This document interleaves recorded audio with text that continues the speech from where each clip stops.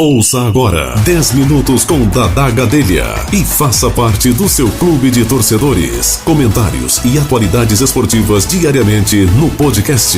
Curta, publique e compartilhe. Boa tarde a todos. Hoje vamos falar do futebol que o Fortaleza não jogou ao ser derrotado ontem por 1-0 para o Atlético Goianiense, em um jogo que deixou gosto de frustração para a torcida do Fortaleza. O detalhe mais marcante é que o time goiano atuou o tempo todo com um jogador a menos desde os 31 minutos do primeiro tempo, mas mesmo assim conseguiu segurar a vantagem até o apito final. O gol da vitória do Atlético foi marcado por Klebert. Aliás, a bola nem tocou em ninguém, foi alçada na área. O goleiro João Ricardo falhou também, falha coletiva do setor defensivo do Fortaleza. Uma apatia fora do comum. Time me parece muito mal treinado. E após a expulsão de um atleta do Atlético Goianiense, Gustavo Coutinho, que aliás era jogador do Fortaleza, da base, foi negociado posteriormente com o Sport Recife e hoje enverga a camisa do Atlético. Espera-se que o Fortaleza, esperava-se pelo menos que assumisse o controle da partida. A equipe do Thiago Carpini teve uma posse de bola, reduzida, ocupou o campo ofensivo, mas encontrou muitas dificuldades para criar chances claras de gol. O Atlético recuou suas linhas, fechou os espaços, apostou nos contra-ataques. Em uma dessas jogadas, o jogador Kleber aproveitou a oportunidade e cruzamento na área, saiu o único gol da partida. Depois disso, o Dragão defendeu a vantagem com uma certa organização defensiva e intensidade. O sistema defensivo do Atlético resistiu à pressão, mesmo com um jogador a menos. Fortaleza com mais de 40 bolas alçadas na área. Teve mais posse de bola no segundo tempo, mas foi pouco criativo, principalmente no meio-campo. Não existe criatividade no meio-campo do Fortaleza. Pelo menos ontem isso ficou evidenciado e finalizou com pouca eficiência. Muita incapacidade, foi medíocre. A derrota expõe um problema recorrente do Fortaleza na Série B, a dificuldade para transformar o controle e o posse da bola em oportunidades de gol, mesmo em vantagem numérica. Durante praticamente uma hora de jogo, a equipe apresentou pouca velocidade na movimentação com a bola, abusou dos cruzamentos e encontrou dificuldades para romper a defesa do time adversário. Já o Atlético, a vitória representou um resultado de muita entrega e organização na defesa, especialmente na estreia do técnico Roger Silva, que joga com o time ali na borda do campo, ao contrário do Carpini, que às vezes até aplaude jogadas erradas do time do Fortaleza, passivamente. E o Fortaleza perde uma oportunidade importante de somar pontos e segue sem conseguir dar uma sequência regular, embalar na competição.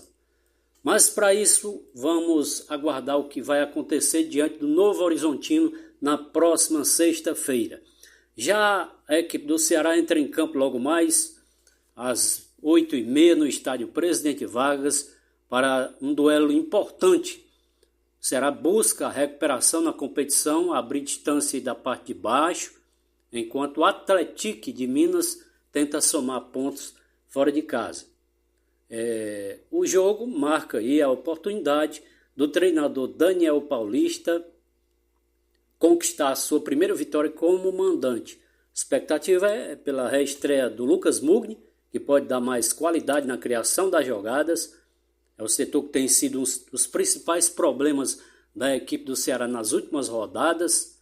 E o time do Atlético chega organizado. O Atlético, aliás, costuma ser uma equipe competitiva, apostando nas linhas compactas, nas saídas rápidas. Fora de casa, a tendência é de um time assim mais cauteloso, explorando os espaços deixados pela equipe do Ceará. Muita atenção aí. Será que deve se posicionar aí num sistema de 4-2-3-1, buscando controlar a posse de bola desde o início, e os laterais certamente devem ter mais liberdade para apoiar. Já o jogador Mugni deve ser o responsável por acelerar o jogo entre as linhas, fazer aquela pressão nos primeiros minutos para tentar abrir o placar logo cedo, enquanto que o Atlético deve variar aí de um 4-3-3 para 4-1-4-1 sem a bola, time dirigido pelo Alex, tem uma marcação forte no meio campo, tem contra-ataques rápidos pelos lados do campo e exploram bola parada, pode ser uma das principais armas do time adversário do Ceará. E o time do Ceará tem que procurar esse ponto-chave do jogo, criatividade no meio campo, eficiência nas finalizações, um problema recente do Ceará, controle nas saídas, nas transições defensivas, para evitar o contra-ataque do Atlético. Então, o apoio do torcedor do Ceará é importante, pode ser um fator importante hoje, não tenho dúvidas. O Ceará tendo o retorno do Lucas Mugni, tem aí jogador Matheus Araújo, Melk, e o time do Atlético tem um setor ofensivo pela velocidade e os jogadores de meio campo chegando à área. No nosso prognóstico, o Ceará entra como favorito pelo mando de campo, pela necessidade da vitória, se conseguir impor o ritmo desde o início do jogo e aproveitar melhor as oportunidades, tem boas chances de conquistar os 3 pontos. Porém, o Atlético costuma ser perigoso quando encontra espaços para contra-atacar.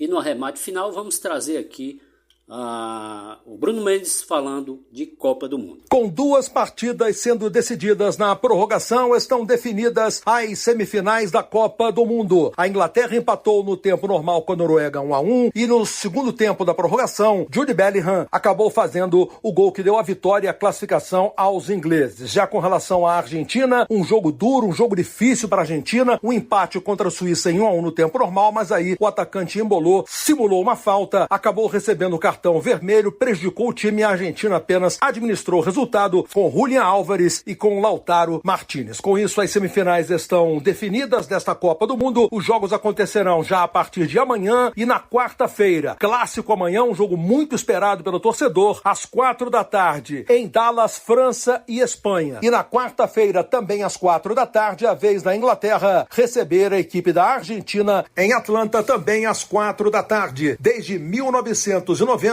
que uma Copa do Mundo não reúne 4 campeões mundiais numa semifinal. Tivemos Alemanha, Itália, Argentina e Inglaterra, sendo que Alemanha e Argentina decidiram a Copa e com um gol de pênalti marcado pelo zagueiro Bremer contra o goleiro Goicoechea da Argentina, a Alemanha conquistou o título. Agora a história pode ser diferente, não temos 2 daquelas seleções aí, nem a Itália, que não joga já 3 Copas do Mundo, e muito menos a Alemanha, que foi eliminada da competição. Da equipe de esportes da Rádio Nacional, André Luiz Mendes.